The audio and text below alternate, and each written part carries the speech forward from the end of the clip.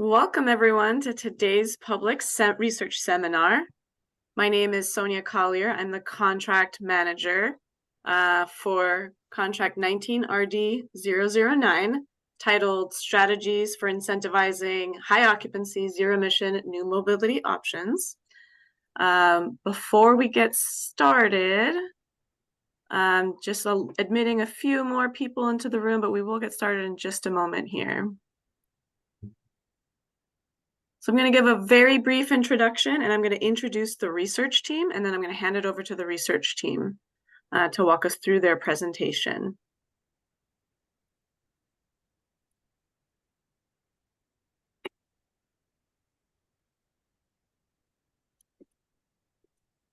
So can someone confirm that you can see my slides?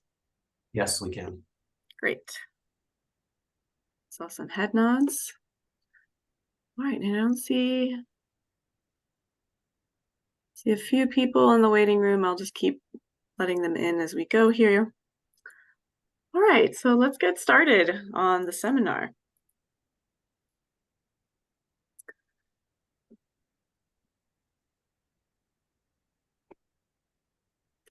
Just move a few things around here. All right, so you've joined today to see the final results for the contract titled Strategies for Incentivizing High-Occupancy, Zero-Emission New Mobility Options. So when we're talking about new mobility options, this can include transportation modes like ride-hailing, ride-sharing, automated vehicles, first and last mile strategies, and alternatives to vehicle ownership, like car sharing, and also options like micromobility and active transportation. So all of these new mobility options are poised to become much more prevalent in the coming years. At the same time, California needs to reduce criteria pollutants, greenhouse gas emissions, and vehicle miles traveled in order to meet its air quality and climate goals and reduce congestion. So this will require incentivizing zero-emission, high-occupancy new mobility options. Several new mobility developments, such as automated vehicles and ride-hailing, have the potential to dramatically increase vehicle miles traveled and associated emissions. And it's therefore crucial that the impacts of these and other forms of new mobility on travel behavior are well understood. So also, appropriate strategies and incentives need to be identified and put into place that will allow transportation-related emissions to decrease over the coming decades as the transportation system, the population, and land use evolve. Crucially, there are barriers to adopting some of these strategies, and in particular, these barriers have equity implications, needing equitable solutions. Oh, too fast. Okay, so this research is relevant to a wide range of CARB programs. SB 375 calls for metropolitan planning organizations to develop sustainable community strategies to reduce greenhouse gas emissions from vehicle travel. The 2018 Zero Emission Vehicle Action Plan calls for 1.5 million zero-emission vehicles on the state's roadways by 2025 and 5 million zero-emission vehicles by 2030. SB 1014 calls for CARB to set targets to reduce greenhouse gas emissions per passenger mile from transportation network companies. And our overarching climate goals are driven by legislation such as AB 1279, which directs us to reduce anthropogenic greenhouse gas emissions by 85% below 1990 levels no later than 2045. So this research project will help inform CARB's policies and programs to meet these ambitious goals. So this project was created to examine new mobility strategies in California and how they interact with land use to influence travel behavior. The project had two objectives. One, to identify barriers to adoption of new shared mobility and multimodal transportation choices, as well as strategies to overcome those barriers. and 2, to construct policy scenarios that could lead to reductions of transportation emissions through wider adoption of various shared and multimodal transportation options.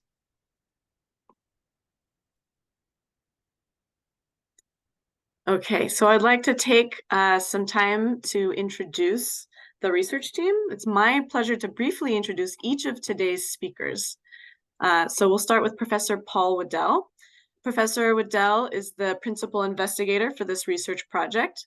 Professor Waddell has served as professor and chair of the Department of City and Regional Planning at UC Berkeley, is a senior fellow at the Berkeley Institute for Data Science, and a research scientist at Lawrence Berkeley National Laboratory. He's currently the founder and CEO of UrbanSim. His research spans the domains of urban analytics, urban data science, decision support systems, and urban simulation. He pioneered the advancement of urban microsimulation and created the UrbanSim modeling methodology with numerous grants from the National Science Foundation. He has accumulated over 10,000 citations to his published work in these fields. We're also going to hear from Dr. Juan Caicedo. Dr. Caicedo is a recent graduate from UC Berkeley and completed his doctoral studies in transportation engineering under the mentorship of Professor Joan Walker, specializing in discrete choice models and their applications to Latin American public transit systems. Before joining the PhD program, he worked as a transportation consultant and as a data analyst with the Bogotá Secretary of Mobility. He now harnesses his expertise in his role as a senior data scientist at UrbanSim, where he adeptly integrates land use and transportation demand models. Juan is also a distinguished recipient of the prestigious Col Futuro Scholarship of Colombia. We're also going to be hearing from Dr. Elliot Martin. Dr. Martin conducts research in shared use mobility, public and freight transportation, transportation energy and life cycle assessment, and he has advanced research that measures the impact of shared mobility systems on greenhouse gas emissions, modal shift, and household vehicle holdings. He has led a major research deployment project on truck parking availability within California, analyzed data from urban parking systems, and supported research in advanced and alternative fuel vehicles. He specializes in research instrument design and applies statistical approaches to the analysis of freight movement, sensor performance, vehicle activity data, and travel behavior surveys. Elliot earned a PhD in transportation engineering following a dual master's in transportation and city planning, all at UC Berkeley. He completed his undergraduate degree at Johns Hopkins University. He previously worked as an assistant economist at the Federal Reserve Bank of Richmond. Finally, I'd like to introduce Adam Cohen. Adam Cohen is a researcher in innovative and emerging transportation technologies, has completed more than 40 research projects on shared mobility, mobility on demand, mobility as a service, shared mobility, automated vehicles, and advanced air mobility. He has over 18 years of experience as a researcher with the Transportation Sustainability Research Center at the University of California, Berkeley. All right, with that, I would like to hand it over to the research team. So Professor Waddell, would you like to say a few words? Thank you very much, Sonia. I'm happy to kick this off. I think to begin, I might set a little bit of context for the project, starting with a little bit of history. I noticed that Chris Rule is on the list of attendees to this meeting, and I'm reminded that in February of 2019, Chris reached out to me with an email showing interest in this particular project in its early formative stages. And also reached out, Chris did, to Susan Shaheen. And over the course of a year, the project came into final formulation. We actually had a kickoff meeting with Susan Shaheen as my co-PI at that time, a kickoff meeting in March of 2020.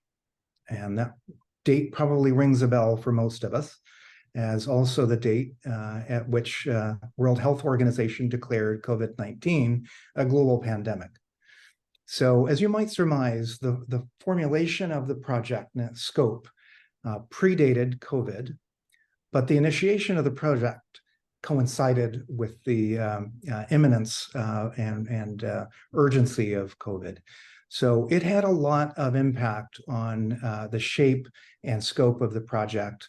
And I would say created some interesting challenges for data collection, data analysis, and so forth. This was not the easiest time frame to be conducting a project of this sort. In January of this year, Susan was appointed to CARB as the automotive member, and she was confirmed by the Senate in September. So she's no longer a co-PI on the project, but I've really enjoyed working with Susan over the development of this project, and had the privilege of working with an outstanding team that she has put together, in addition to Juan, who's worked more closely with me on this project. So with that little bit of brief background, I think I will turn it over to Adam to lead us into the conversation about the findings of the project and how we carried out this work. Thank you very much. Thank you, Paul. And thank you, Sonia, and the rest of the CARB staff for the ability to work on this project. I think it's been really helpful and really rewarding. I'd like to start by just kind of providing a few introductory remarks just to kind of set the stage for kind of the flow for this afternoon. We've completed introductions. I'm going to provide a little bit of an overview of kind of the study methods.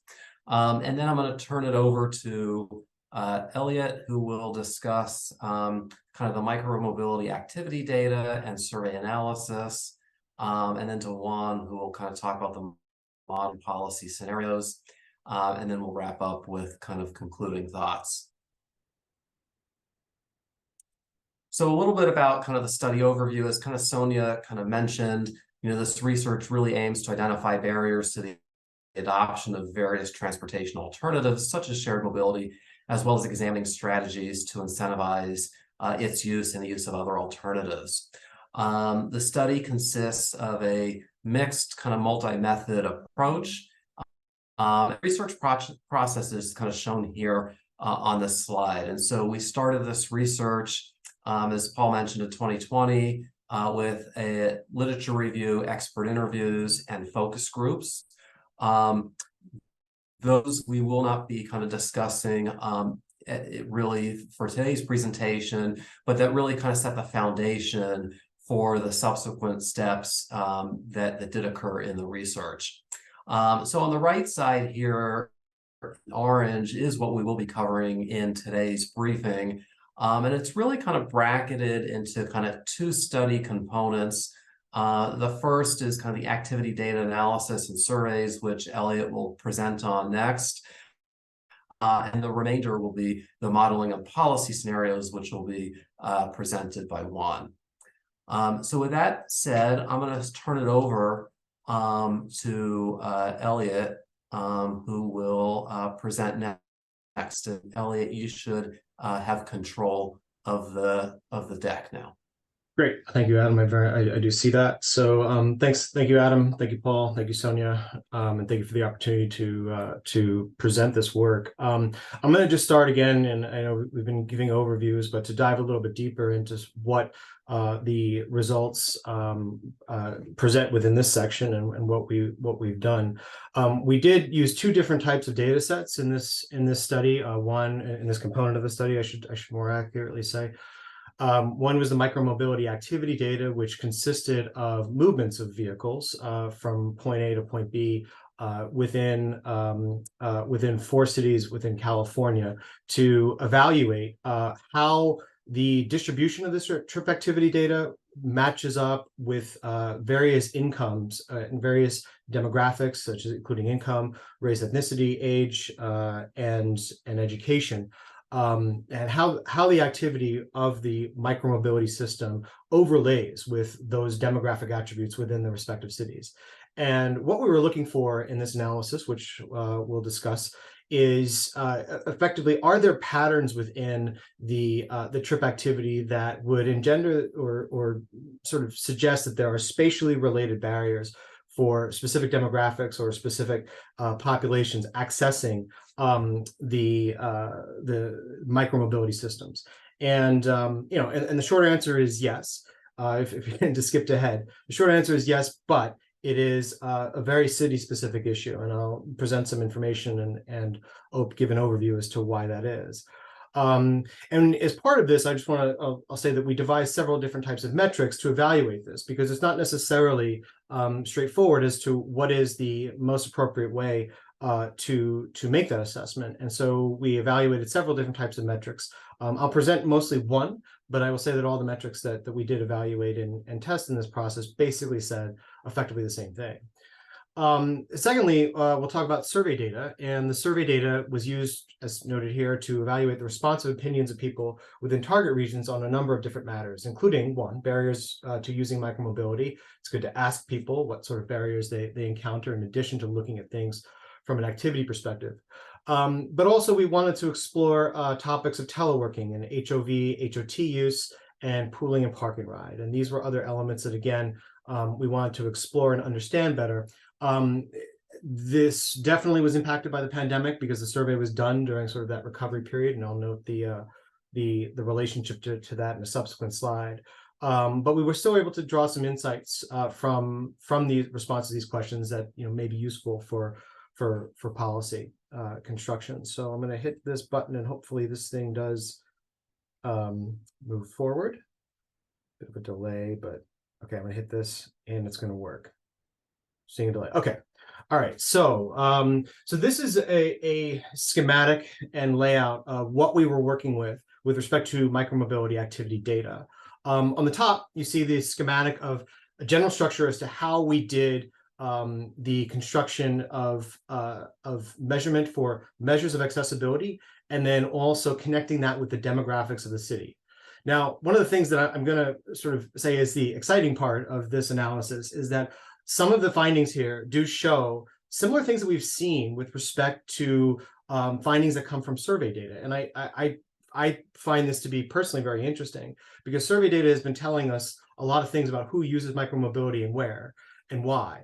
But having that confirmed with two completely independent data sets is a very interesting finding that does emerge from this research. We used the activity data analysis itself to construct several different measures. Two of them are shown here: trip activity, which is broken down into trips per person, and then also vehicle accessibility, which is broken down into dwell time per person.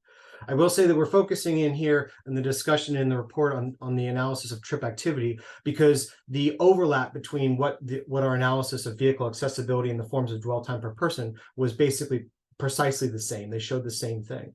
But just to explain what these two metrics are, one was, you know, the amount of trips that were done per person within a particular census tract, and then the other was a assessment of the dwell time, the amount of time that a vehicle would sit in a particular area, also divided by the number of people who were in the census tract. And we used the activity data to sum up these two metrics and to create them, and then to map out their distribution over the course of the period of analysis. You can see some of the high-level statistics here from the data that we collected. The data we collected was collected off of a GPFS feed. It was collected in real time of all systems that were operating within these cities at the time of the study. So there is no historical data set per se that you can go out and download for this. These were sort of real-time pings that were run on activity data, or sort of states of the system, that we're able to assemble and produce a data set that is very unique in that sense, in that it maps out what these vehicles were doing from start to end, as well as some other attributes that we were able to put together. So you can see here the total trips across the different systems. There is also the percentage of times being moved. That is actually a system metric, sort of how much the system was moving it, or how we assess the system was moving it, based on the sort of alignment of IDs, which is less relevant to this particular analysis, but still important to understand. And then trips per person and dwell time per person, you can see they very much sort of, you know, overlapped and aligned. And then also we broke out the tracks. I'm going to show a map of this, I think, in the next slide, which I will advance to. We broke out the cities basically into three different types of census tracts within the city. And you can see within each city that we analyzed, you can see them here in San Francisco, and you can see in Los Angeles, where the green shaded census tracts are higher income census tracts. The yellow census tracts are shaded. Those are middle income census tracts, let's say between 50K and 150K household income per year. And then the red tracts are sort of what you consider to be lower income median household income tracts. So these are you can see the distribution here. And what we were doing in this analysis was to evaluate these metrics with respect to where they were aligning with these and where they were correlated with these particular different types of census tracts, to sort of evaluate, are there spatial inequities? Are there areas in which sort of activity is concentrating in a particular type of census tract? Maybe it's a particular demographic. Here we're only showing income, but we also do run these correlations and show them for other metrics as well. I will gingerly advance the slide to the next one to show the other cities. Here's a distribution for Sacramento as well. So you can see actually in Sacramento, we did not have any census tracts that met the criteria for being considered high income in our definition. And then we also see in San Jose actually not meeting any criteria for being low income. So those were the distributions of the layout of what we were analyzing in the city. Again, looking to see sort of, what patterns emerge from this, and what do we find with respect to, are there systematic spatial barriers that exist across the different cities. So this is sort of one of the results that we want to discuss, and this kind of result is distribution of correlation coefficients. And these are a distribution. The correlation coefficients are the correlation with the metrics, and in this case is trips per person, and the attributes within those within the census tracts. And so what we're looking for is patterns in these correlation distributions to understand, where are trips per person occurring, and where are they focused on within the different cities. And in this particular distribution, you can see that trips per person as an activity in the measured period of this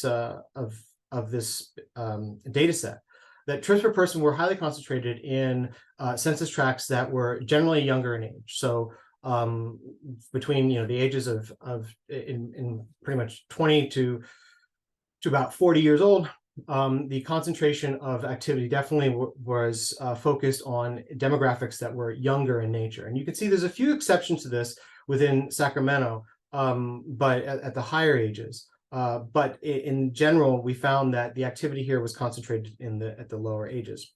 Sorry, advancing to the next slide. Here are two distributions that do tell an important story with respect to this analysis. And I'll start with the left on the education side. And this is a very interesting finding, I think, that the correlations of activity of trips per person correlate with census tracts that have higher levels of education, positively correlated with higher levels of education in pretty much all the cities. And they're also negatively correlated with census tracts that have a median lower education in pretty much all the cities. And it's pretty much one of the most universal distributions and patterns that come out of this correlation analysis. The reason why I find this to be so exceptional is that this really does sort of highlight what we've seen in surveys. And I've done many surveys with micromobility users and shared mobility users. And I gotta say, one of the key things that comes out from all of these surveys is that shared mobility users are generally of a higher education, regardless of their income. They generally have a higher education level than the general population. And this is a finding that actually shows that completely independent of survey data, which personally I find is actually very interesting, because it confirms that that finding that we have from surveys. And there's elements of survey taking which might introduce sort of biases related to higher educated populations responding to it, but this is finding that is confirming that finding pretty much completely independently of that, and shows that there are these patterns of usage where trips are actually occurring. Then we look over to the right, where a correlation of this metric via income and trips per person, and we see a pattern that is very, very mixed in nature. we do see that in many of the cities, the trips per person and the activity of where the micromobility activity is occurring is actually concentrated in areas that are relatively lower income and negatively correlated with areas that are higher income in all of the cities except for one, and that's San Francisco. And this finding was confirmed by several of different metrics. And what it shows is that in the cases of sort of understanding, barriers to accessing micromobility, that it is very much a city-specific issue. We're not going to find when we go into one city or another to say that, okay, these trips will always be concentrated in areas with sort of a certain kind of level of income, or that will always be concentrated in higher levels of income. It actually is a very city-specific issue, depending naturally on where the system is deployed, and also on sort of the layouts and patterns of the city. So we felt that that was a very interesting finding, and one that was important for understanding how barriers may exist with respect to just the spatial accessibility of these systems. I will advance to the next slide just to show sort of the mixed result that we do find here with respect to race ethnicity, which again is showing a very, very mixed result that's very, very city specific. There is correlations, generally positive correlations for demographics where trips per person are happening more in demographics where there's where there are higher concentrations of the white alone demographic. But across every other demographic, you can see that the results are very mixed and very, very city specific, that there's positive and negative correlations associated with pretty much all different categories of race ethnicity. So, and again, I want to sort of emphasize that the correlations within these analyses, we did the same analysis of dwell times per person, and we found very, very similar results, almost exactly congruent. We did also do testing related to sort of the statistical significance and the differences between these different correlations, and we generally found that they were statistically significant. Now, of course, we had large sample sizes with respect to our trips, and that definitely helped with respect to finding statistical significance. But this is sort of an example of that kind of correlation or the kind of analysis that was done to evaluate whether the differences that we observed, say just within the coefficients of age, were different from each other. They were in general statistically significant across the board. And then also we did implement the Benjamini-Hochberg method for controlling for multiple hypotheses, and this is the result of that. So that effect actually still held after you applying that particular method. So with that, I'd like to move into sort of the general findings from the survey data. And I'll give a little bit of an overview as to what we did with respect to the survey. The survey was collected from 5 regions of California, including the San Francisco Bay Area, Sacramento, Los Angeles, San Diego, and the Central Valley. You can see the distribution of our respondents over to the right, and the sample size down below is 2,381. The survey was deployed from April 1st, 2021 to December 2nd, 2021. A couple things you might notice about this is that, first of all, it's a pretty long period of data collection. So this was designed to be a general population survey, and we had pre-established quotas for across the key demographics, that being income, age, race, ethnicity, education, and gender. And so we wanted to get as close of a match to that as possible. And in doing that, the way that works is that effectively respondents enter into the survey, and initially we collect everybody meets sort of the general quotas of the population distribution. But as we get further along into the data collection, fewer and fewer people meet the criteria, because we've already met certain criteria for a particular demographic. And so we shift, and so then the data collection actually slows down, and finally we get to a point where we can sort of close the survey down. There are no general population data collection is going to perfectly match the general population itself across all demographics. We eventually have to relax quotas to allow more respondents in. And the other thing, and so that's part of why the distribution, the time frame of the data collection is what it is. And another thing I will note about this is that one of the challenges, and Paul alluded to this earlier, is that we had a survey design that really had to adapt to the fact that there was, we were doing this during the pandemic recovery. It was still very much, pandemic was really very much still top of mind during this period. And so we asked questions in the context of, well, how were you doing this before the pandemic? And how are you doing this now? And how are you doing this, or how do you expect to do this when the pandemic, when the pandemic ends?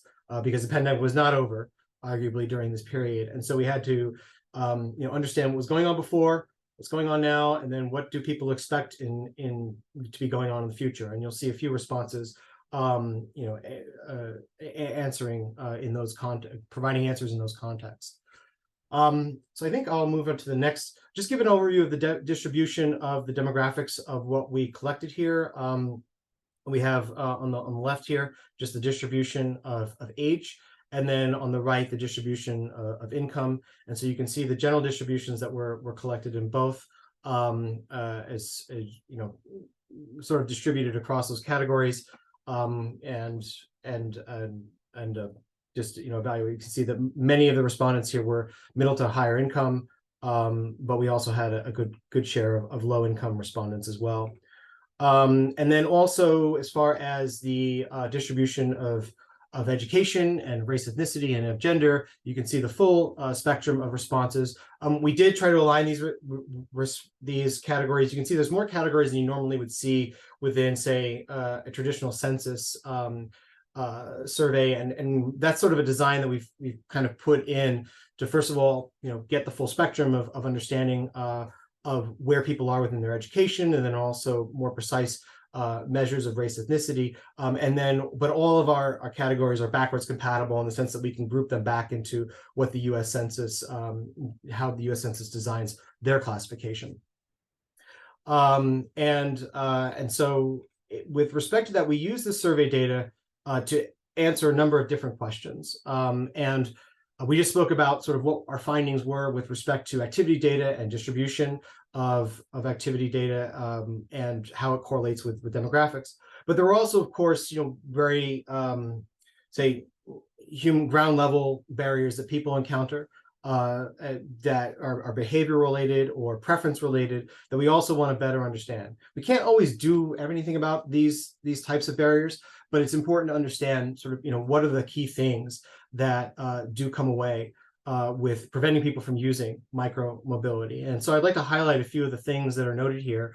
We asked these sort of in a spectrum, a single sort of table where people can basically, agree or disagree with, on a Likert scale, with a bunch of these statements. And you can notice that there are some several key barriers that are, important and relevant for designing micromobility. It's not clear with all these cases that there are direct policy implications that can be drawn immediately. Some of these things relate to implementation of bike sharing systems that are actually difficult to overcome and have been barriers to use for a long time. The first one that pops out, and to sort of make it easy, you can see the yellow and the blue to the right constitute the categories of like somewhat agree and strongly agree to a lot of statements, and that's a good way to sort of track the results within this analysis or within these distributions. And so you can see that there is actually a reasonable barrier for people to use micromobility systems in the absence of having a helmet. There have been systems out there that have tried to deploy helmets and make helmet kiosks out there. Those systems haven't really had much success in doing that, and I'm not sure that there are. I know many of them have like stopped working or stopped doing the helmet deployment approach. There may be still some out there. There may be some new novel ways to address this concern. But naturally, I mean, it's almost a good thing in a sense that folks are cautious about using these systems unless they have a helmet with them, given the safety considerations behind that. But that is, of course, the accessibility of a helmet is definitely a barrier. No surprise here that more than 70% of folks did say they would not ride a scooter in bad weather. And they would also not ride a scooter in sort of areas that have high hills or terrain that might be difficult to ride. Another area that I'd like to another sort of element of barriers that I'd like to highlight here is that people feel concerned about parking a bike in public areas due to theft and vandalism. Notably, there were some folks that did say that the cost was too high, and that the cost of the equipment is too high, but that actually wasn't considered to be some of the larger barriers relative to the others. There's also barriers associated with physical comfort and others. So this gives us sort of, some grounding on what kinds of things people would face and consider to be barriers to use. Again, some of it can be addressed by policy. Others are maybe, let's say, just a fact of life of engaging micromobility modes. We did also explore teleworking in this analysis, and this was a challenging component to explore, of course, because teleworking is very active during the pandemic. And we had to actually ask questions about people moving and what were they doing? Were they planning to move? Have they moved? Are they thinking about moving? Because you may recall that at the time it was very uncertain as to when people would be coming back to the office, and as a result of that, many workers relocated or decamped to areas with say lower housing costs, but potentially higher automotive land uses. And so we asked a series of questions about that, with sort of what were people doing teleworking, both before the pandemic and then at the time of the survey. And you can see the breakdown here with respect to their status, and below on the ground on the bottom is our distributions that show the different classifications by region across the different categories. I think the key thing is that everybody was really, well, not everybody, but a lot of people were teleworking at the time, in one shape or form, one way or another. It was the highest category in all of the areas except for the Central Valley. So the Central Valley was an area, of course, where there was still, a reasonable share of folks teleworking, but they were not, say, the plurality for any response. And so we use this information to assess what are the changes in the percentage of in the miles driven. We used assessments of household vehicle miles traveled, questions that asked respondents, what were you driving before the pandemic and what are you driving now? And of course, a little bit challenging to disentangle all this because we're in a period of the current pandemic, of this recovery period, where pretty much everybody's driving less because there are less places to go. But there is a highlight here that I want to note that actually surprised me in the results, in the sense that those who teleworked and did not move experienced the largest percentage reduction in their miles, in the reported annual miles, versus those who teleworked and moved who experienced the least. And this sort of strongly shows and you can see across the board, again, those who cannot telework, even they reduce their miles traveled. Those who can but were not teleworking also reduced their miles traveled during this period. But the stark difference between those who teleworked and moved versus those teleworked and did not move strongly suggests that that teleworking and moving, those who did that, actually did give back a lot of the reduction in miles traveled as a result of moving to a presumably a lower housing cost and higher automotively oriented area. So we also did use the survey to explore people's responses to HOV and HOT lanes. I'd like to show a few maps here that just show the distribution of infrastructure for HOV, HOT lanes. The HOV lanes are the red lines. The blue dots are park and ride lots. I'll speak a little bit more directly to them in a moment. And then also there's HOT lanes that exist that are in the orange lines in these two maps. You can see the Southern California, Los Angeles, and San Diego region on the top. And then you could see the Sacramento and San Francisco Bay Area region on the bottom. We did ask questions about whether there lanes exist in the areas of people, to just basically check people's awareness. And those who did indicate that they existed did get in the subsequent questions about how they would respond to using those systems in the future. One thing we did in this analysis here with respect to evaluating this subject was looking at sort of price tolerances. And I'll try to explain how this question looks like, but effectively what it does is it creates a table of prices. And you can see the exact question that was asked there at the top. At what level of toll would you consider using an HOT lane for commute trips, either for trips to work or trips to school? And we gave respondents a spectrum of prices that they could select a different sort of Likert scale of responses across the table, where they could indicate they definitely would not use the HOT, they probably would not use the HOT, they maybe, probably, or definitely would use the HOT. And so you could see how folks stated their responses to these prices as the prices were changed across the spectrum from $0 to $15 per direction.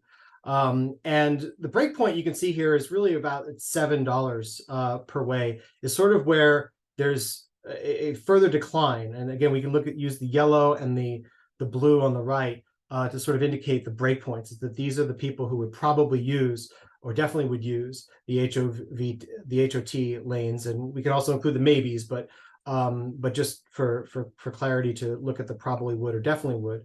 And you can see that $7 per way in this exercise was sort of that breakpoint at which increasing the price actually didn't adjust the percentage of people who probably would be using the HOT lanes any further.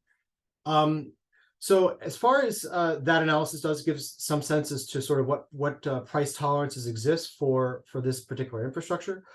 We also did look at park and ride, and so we asked questions about preferences for pooling with carpools and with van pools, and they were motivated by the existing park and ride infrastructure, which again is shown here in this map of all the park and ride that exists. And you can see that it's outside the sort of major metropolitan regions. There's a number of different park and ride lots also in the Central Valley and up north.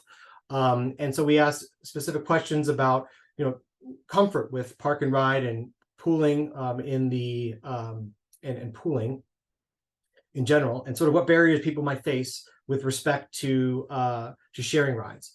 And so you can see a couple of things here that do pop out. We did ask questions sort of, for example, please rate the degree to which you agree with the following statements about pooled ride services. And so at the top, we see the reduced costs of shared rides is worth the drawbacks of sharing a ride. And in general, let's say a minority of folks did agree with that, about 34%. One of the key barriers that really does pop out here is, the second one, which is I do not feel safe sharing rides with strangers. So this was a majority of people did say that there was a safety concern just sharing rides with strangers in general. Most people did not say that they preferred sharing rides versus riding alone. And again, the sort of aversion to strangers is definitely something that was raised or noted in the final question as well. And what we did with this information was to sort of look at it in the context of also costs and what people were doing prior to the pandemic as well. So this is one of those questions that ask things in the context of before, currently, and after. And about what percent of your rides with TNCs use shared services. And so we can see that, before and the expectation of when the pandemic ends, we saw that 28 to 32% of folks, shared 0% of their rides. So that meant actually the majority of people did share some rides when they were using TNCs. But currently during the time of the survey, that share was closer to 50%. I mean, this was still a time where there was extensive masking. And so what you can see is that actually there was, the distribution in both cases sort of show how, what percentages exist with respect to the amount of sharing that people were doing. And you can see that the percentage of folks that are sharing a high percentage of their rides is relatively low. But it's in line with what was interesting about this is that the findings do suggest that before the pandemic, and people did expect that, their rate of sharing would return to what it was after the pandemic. I also want to note that there was some questions that asked about preferences for carpooling and van pooling. And most people did indicate that they had to choose one, that they would choose a carpool versus a van pool. Disappointing to me personally, because I used to run a van pool And I think it's a great mode, but not necessarily the preference of the majority of the population. Van pools have the advantage that they run regardless of whether somebody is an individual within the van is actually traveling. Whereas carpools, of course, you need to be matched repeatedly, either through some sort of dynamic matching or through a static, prearranged match that can be stable for a long period of time or be unstable. And we did all ask questions about, and again, within the context of when the COVID-19 pandemic is over, what monthly cost of commuting would you take, a carpool or van pool, to commute to work or school? And the sort of brackets there, we had some dynamic piping of text depending on what they responded to, that was imported into the question. So that's just why the question is noted that way. And we can again see sort of, the spectrum of behavioral change that occurs, as prices increase or as prices, decline. If van pooling, carpooling was free, you could still get a lot of people to decide to join that mode, because they're appreciating the cost savings.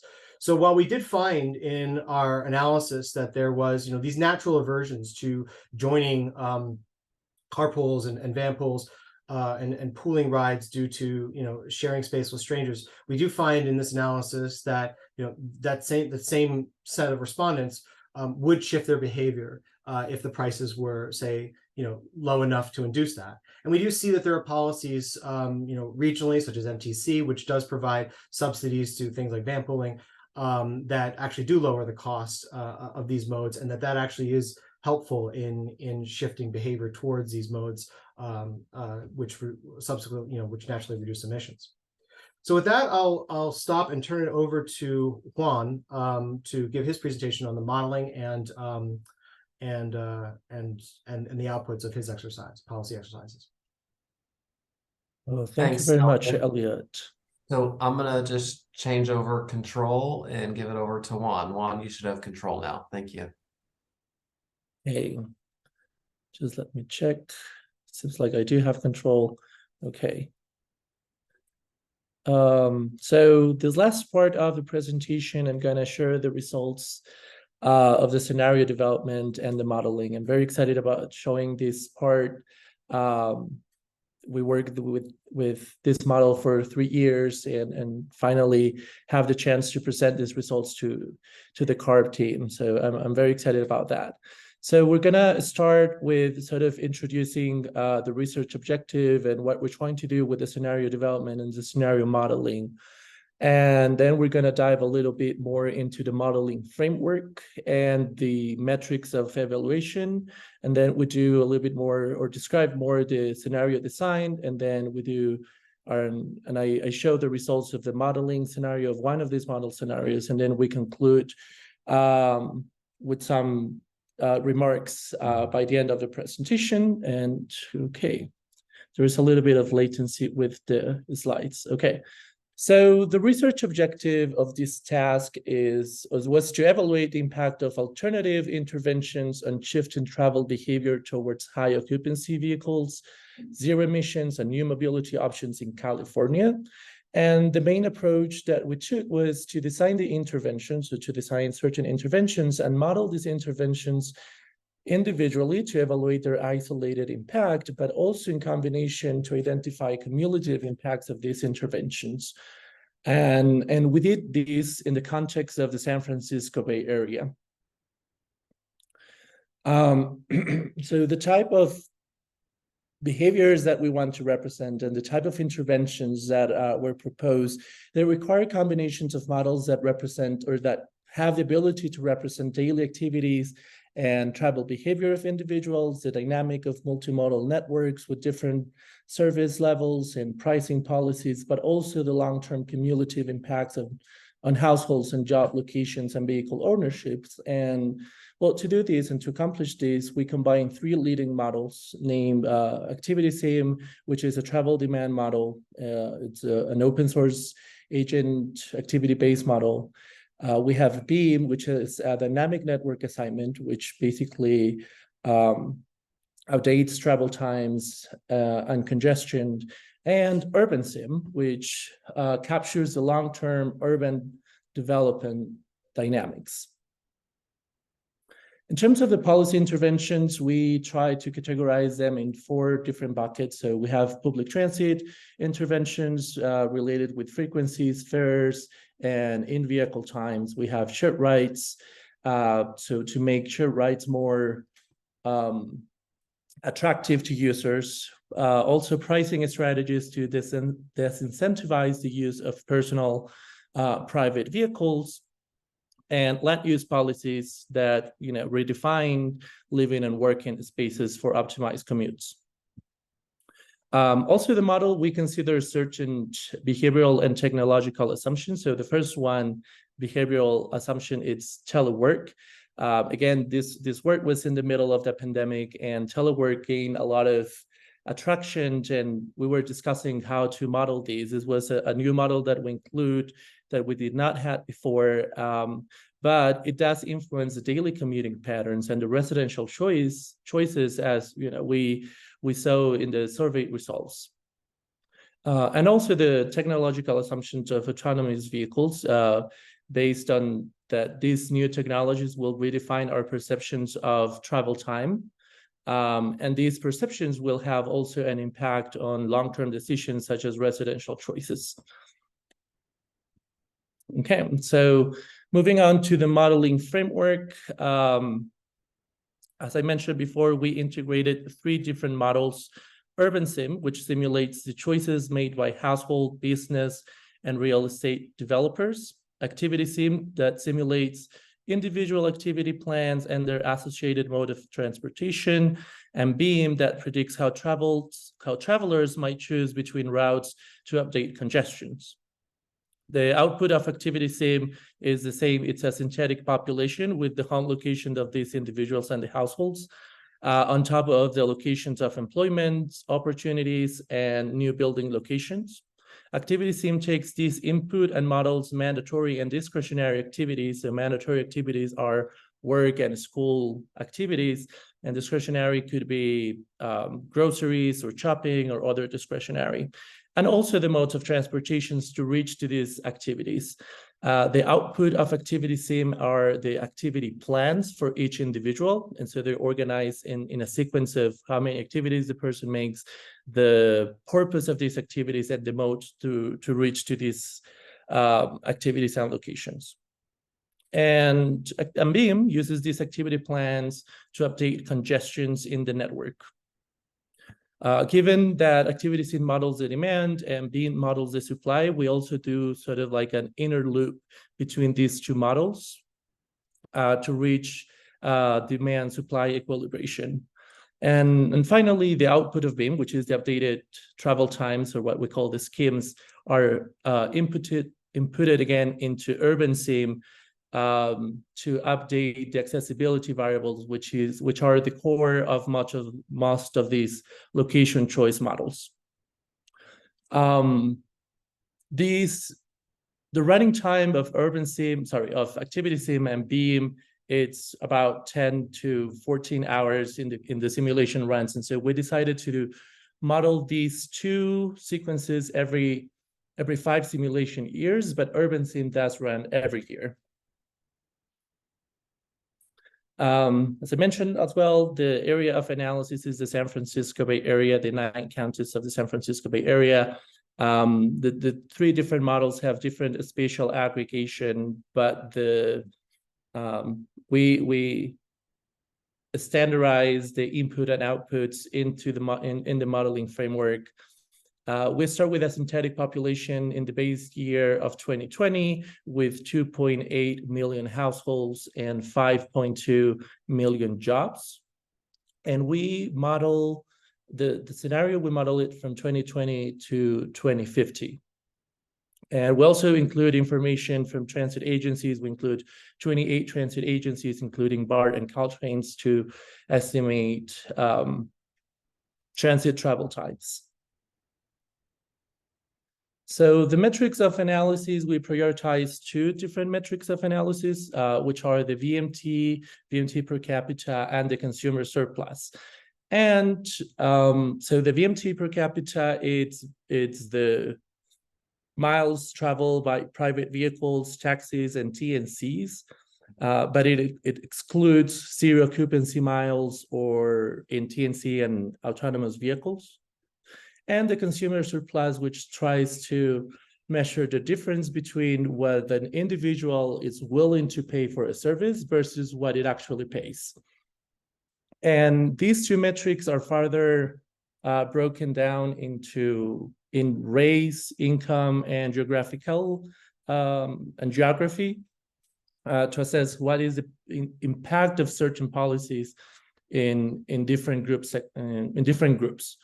And the reason we do that is because there's a trade-off between the efficiency and the fairness of the outcomes of these policies, and some of these policies can be very effective in research in reaching the goals or reducing VMTs or reducing VMTs, but might not be fair for all the populations. And so the way we break down these, it's to be able to visualize and be more mindful about this trade-off. And also we assess the impact of the interventions on the mode choice distributions. We have other key performance indicators: average travel times, average trip length, transit ridership, seat utilization, and household vehicle ownership. So we're going to move on a little bit to the scenario design. Oh, sorry. This is a slide. Yes. So we started at the beginning of the project drafting 28 different policies in 6 different categories. And then the research team, CARB, redefined or refined these policies to a final set of 13 policies, mostly based on the model framework capabilities. And the categories are public transit, shared rides, pricing, telework, autonomous vehicles, and land use.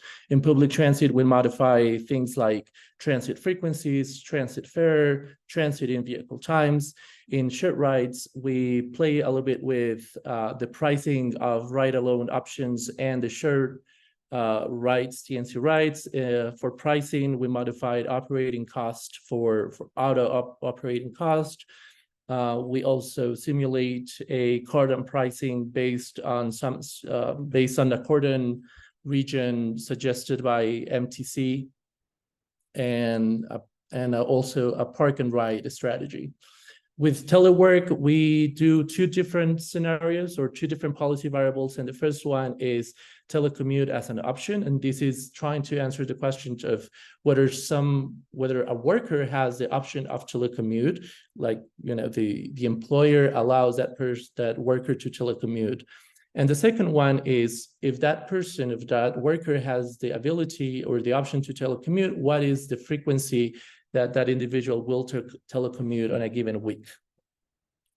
In terms of autonomous vehicles, we modified different penetration rates, and we play also with different values of time. The idea that, or at least what the research suggests, is that given that you don't require driving in an autonomous vehicle, you can perform other activities. And so the sensitivity of the travel time decreases.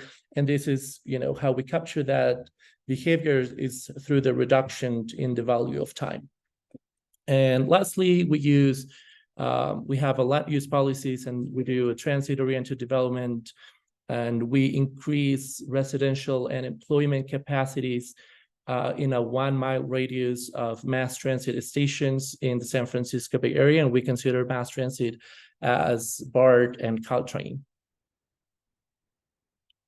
And so again, the objective of this sensitivity analysis is to isolate the impact of each of these alternatives or policy scenarios with the KPIs of analysis. And so we use the elasticity metric to measure how sensitive these policies interventions are to the KPI of analysis. And so the elasticity can be interpreted as 1% change in the policy results in a X% change in the KPI of analysis. And we vary the sensitivity, we vary those percentages between +50 to -50% to most of the policies, with exception for most aggressive scenarios. For instance, we vary 100% transit fare reduction to evaluate a free transit policy.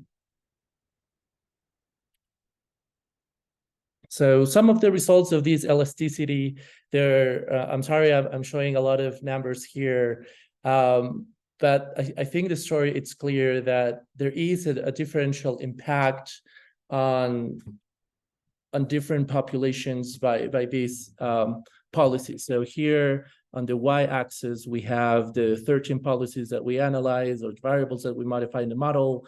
And the y-axis, we have the different segments of the population, and then the numbers in the boxes are the elasticities estimated by the model, and the intensity of the color is correlated with the magnitude of the elasticity. And blue, it's a positive elasticity, and red, it's a negative elasticity. So for instance, let's take auto operating cost. And so we see that an increasing auto operating cost has an elasticity of 0.24 for low income, but it's a 0.18 for high income. We can also say for a TOD strategy, high income populations or high income individuals are pretty insensitive or pretty inelastic to changes in residential unemployment capacities around mass transit stations. But it is like an increase in TOD, it's signaled a reduction in VMT per capita. Also, we can also look at transit in vehicle times, where, if we decrease transit in vehicle times, we will also decrease, or the model also predicts such a decreased in VMT per capita, pretty similar for all these income segments. But if we look at for area type, we see that most of this reduction will happen in urban areas. These are the elasticity results for the consumer surplus, and I think the story, it's very similar. We have the same, the y-axis are the policy interventions, and the y-axis are the policy interventions. The x-axis are the population segments, and these again are the elasticities. And for transit in vehicle times, increasing or reducing transit in vehicle times increases the consumer surplus of low-income populations more than they do for high-income populations. And it's even more relevant for urban areas, as we can see here. I'm not sure if you can see my cursor. I hope you do. Okay. Now we move into the mode shares elasticities. And so here I just want to put the example of the operating cost. And so what this means is that if we increase auto operating cost, it will reduce the mode share for drive alone and for shared rides. It will increase the mode shares for bike, public transit, TNC options, and also walk, which are mostly the alternatives that are the target of this research. We want, public transit as high occupancy vehicles, bike and walk as non or zero emission modes, and TNCs, the new mobility options. I'm sorry. So based on the sensitivity analysis and the elasticities that we got from that exercise, CARB and the research team formulated policy scenarios to evaluate the cumulative impact of a combined set of these policy scenarios. And so we drafted 3 policy scenarios. So there's a modifying the scoping plan, the second one that focuses on transit and land use improvements, and the third one that focuses more on pricing. And so here we have what these scenarios look like. So option 1, the modified scoping plan, the improvements in transit and land use, and the improvements the focus on pricing.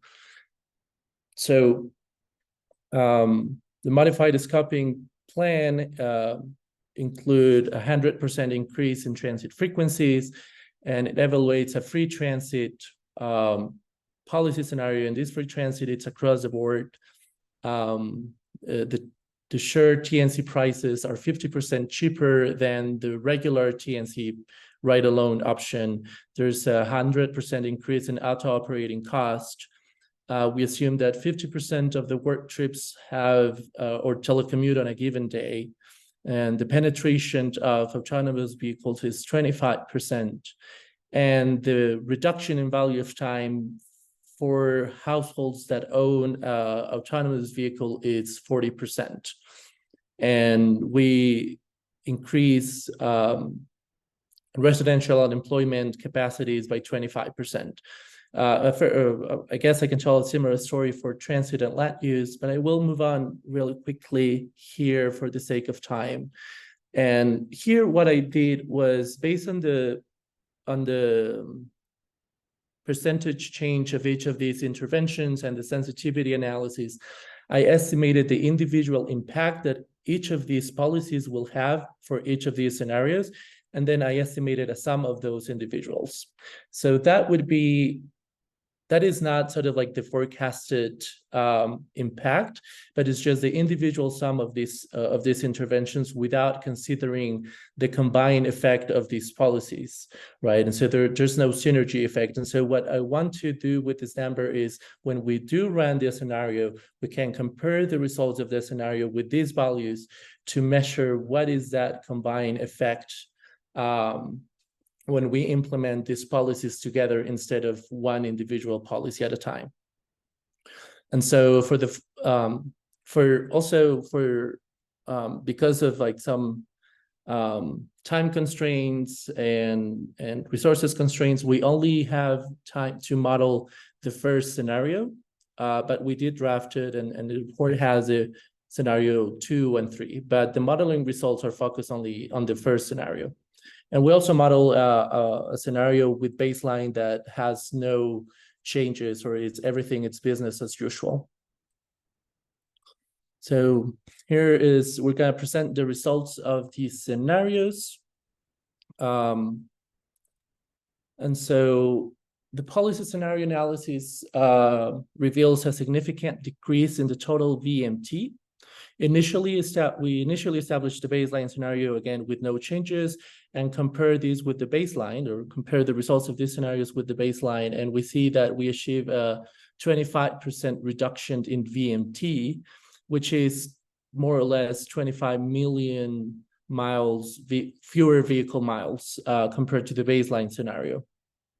And a similar improvement, a decrease improvement or increase improvement is also seen by 2050, that the reduction, it's almost 26%, which translates to 25 fewer miles traveled scenarios compared to the baseline.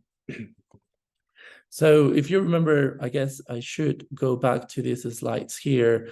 I want you to remember these two numbers here. So the 22 million mile reduction and the 7 million loss in consumer surplus. So we can compare when we run the scenarios together.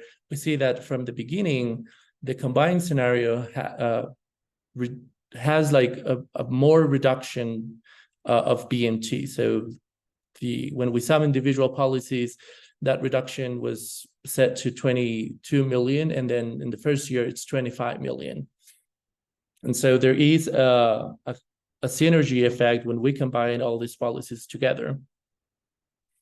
When we break down the VMT per capita by income, race, and area type, we also see a differential impact. And so, for instance, low-income populations reduce their average VMT per capita by 3 miles, representing 27% of their VMT per capita. And for low and higher income, this value, it's around, or like the absolute value, it's around 3.7 miles, but it represents a lower percentage in the reduction. So just visualizing the nuances of, or the differential impact of these policies on different populations. So this slide shows the variation in the consumer surplus.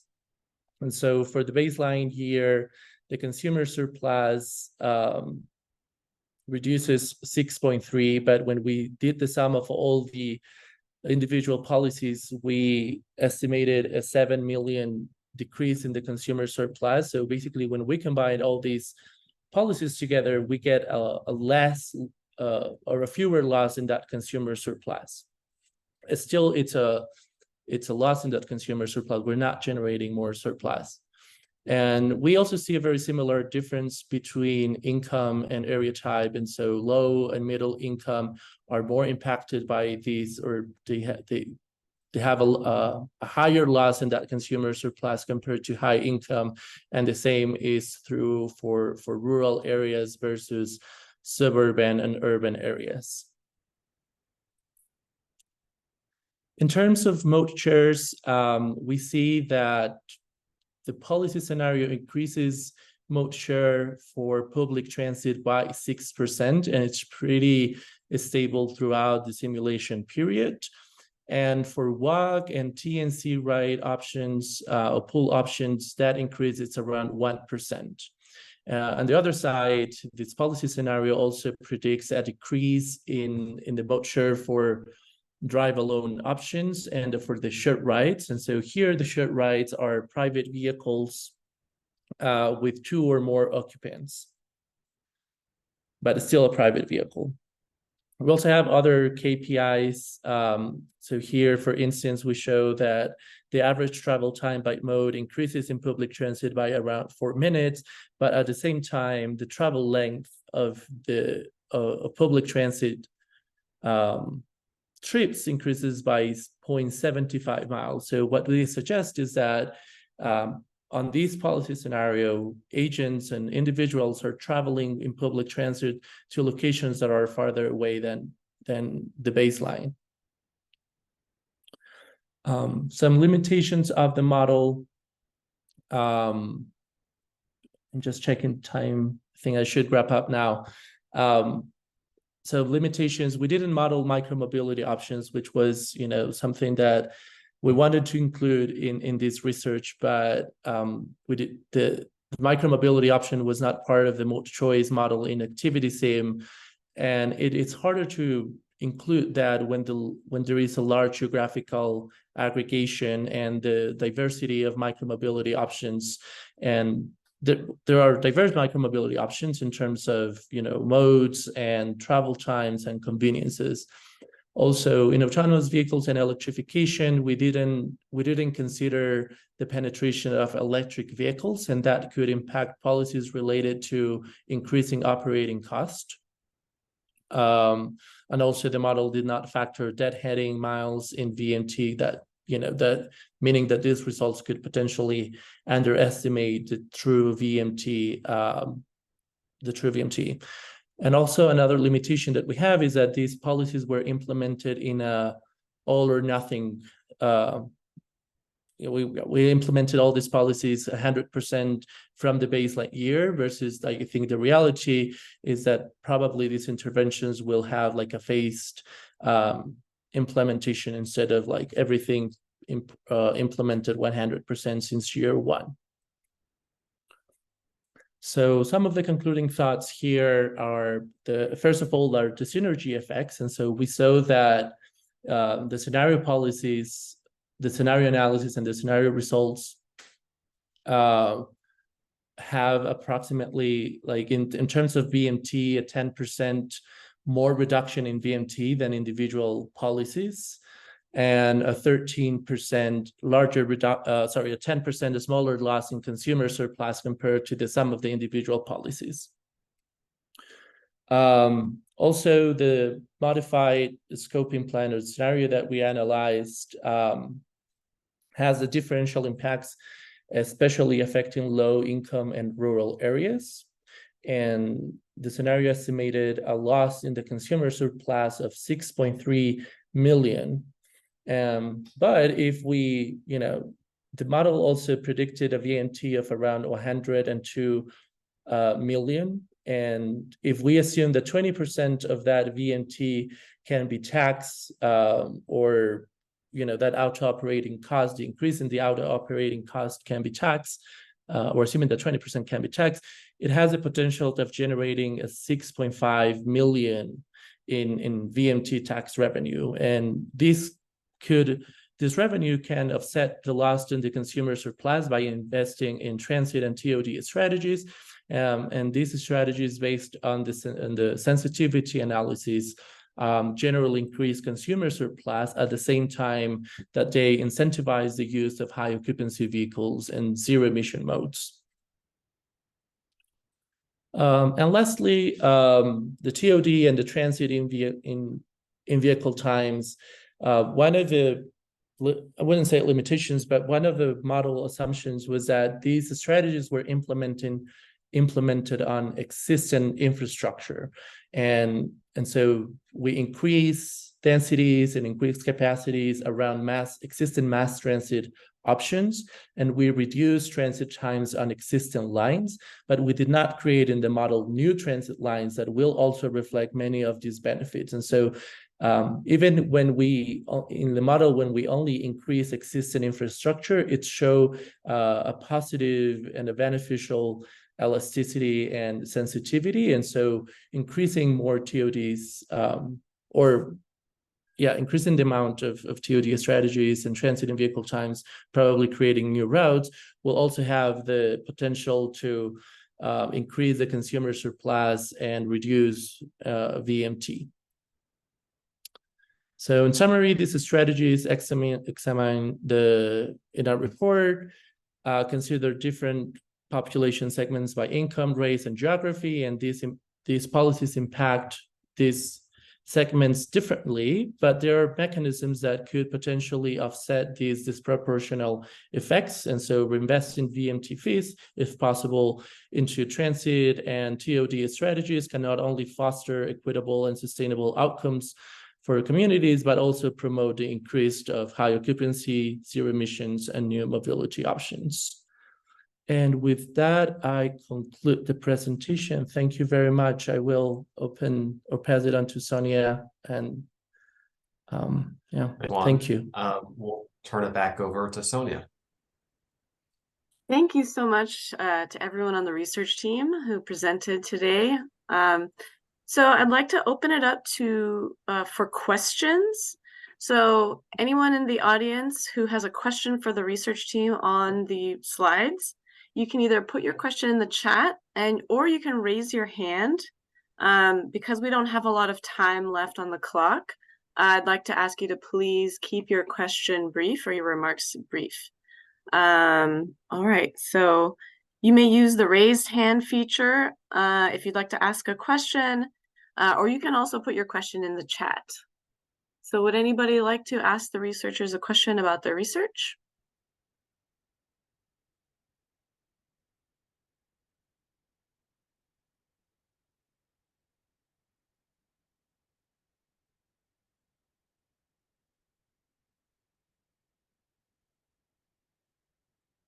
Not seeing any hands at this time.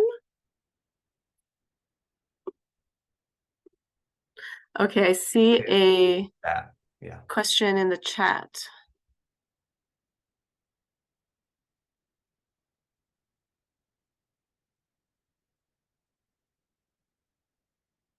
So thank you, Laura Hayter, for your remarks. Do you have any questions related specifically to this research project? If not, I'll just note your comment as a general public comment or concern.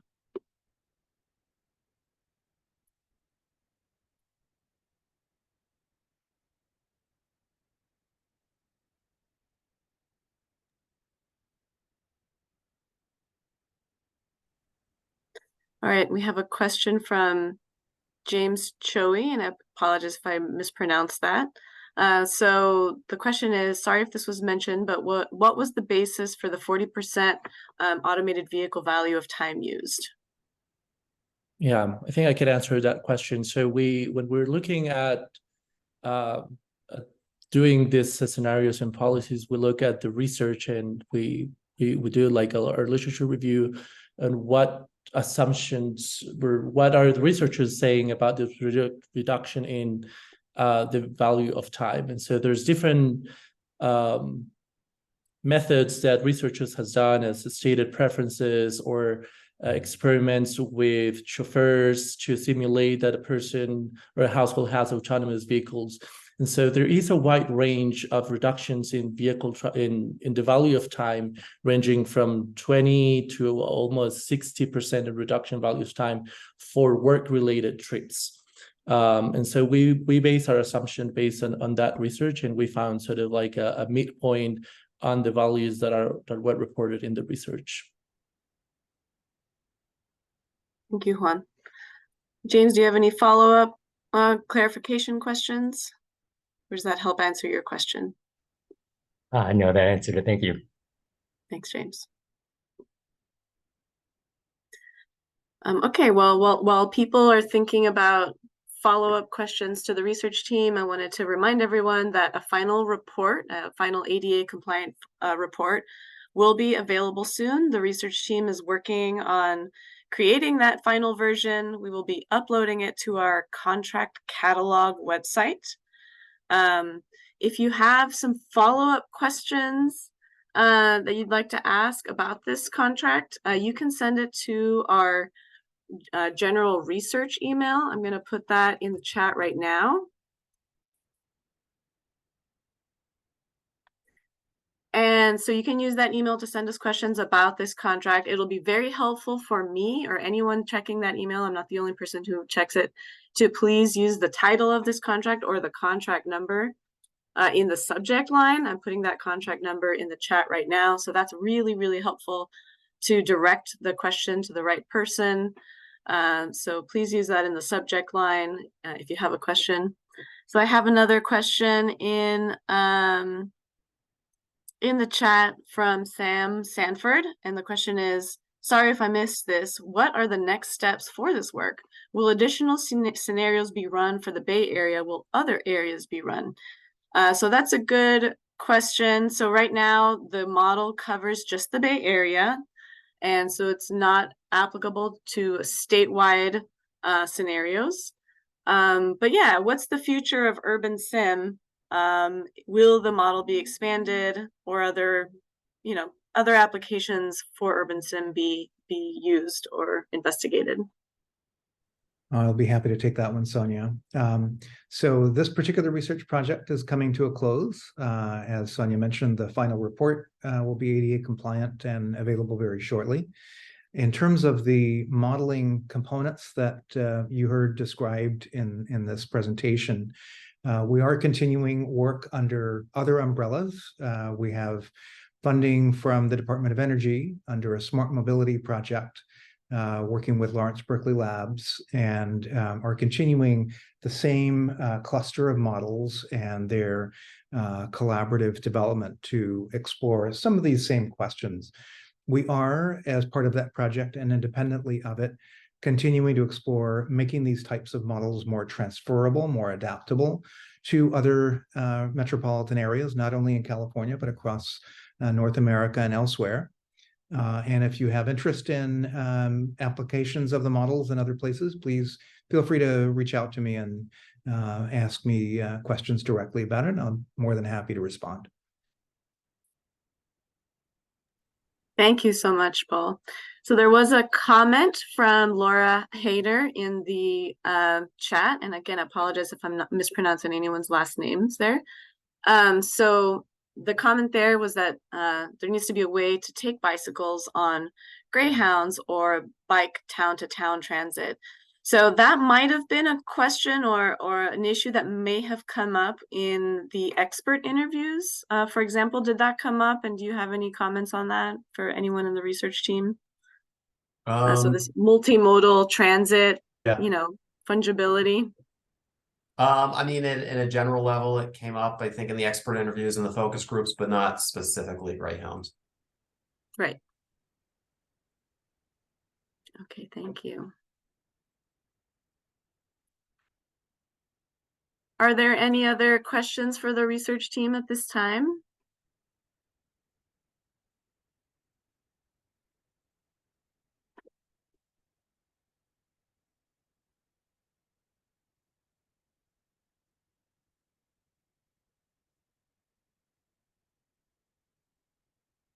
All right, seeing none, I just want to close out by saying that again, an ADA compliant version of these slides and an ADA compliant version of the final report will be available on CARB's public research contract catalog.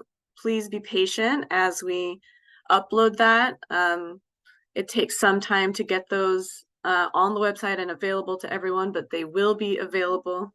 If you have a follow-up question about this contract, I put our general research email in the chat as well as the contract number. If you add the contract number into the subject line, that really helps direct the question to the right person. We get a lot of questions in the general research email about all kinds of topics. So that really helps it, again, make sure the question gets sent to the right person, which would be me in this case. Yeah, are there any closing remarks that you have, Professor Waddell, before we close out the meeting? I'll just say it's been a tremendous pleasure working with you and with this broader committee over the course of this project, and of course with Susan Shaheen in the early stages of the project. I think we've all learned a tremendous amount about navigating a complex and evolving landscape as we've gone through COVID pandemic and recovery in the last few years. So this has been a really exciting project for us, and we're very delighted to be bringing it to a successful close now. Yeah, thank you so much. On behalf of CARB, I really want to thank the research team for remaining nimble, especially when suddenly the pandemic hit and we had a very different looking transportation landscape than when we started envisioning this project. And also, the CARB staff also had a different vision or evolving vision as to what sort of policy levers we were interested in. And you all remained really, really flexible to that and nimble to those requests to change which policies to look at. And we had some really interesting conversations between the CARB team and the research team, and we wanted to thank you for those fruitful discussions and again remaining very flexible to our requests, our research priority requests. So I wanted to again just thank you again for a very detailed and long and interesting report, and we look forward to continuing any discussions in the future and to leveraging this work in designing effective policies in the future. So thank you so much to the research team. Thank you everyone for being part of this public seminar.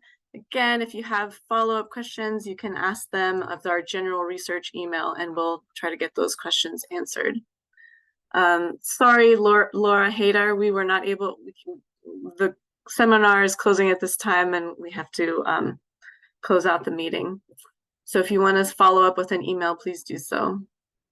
Thank you, everyone. Have a great rest of your afternoon.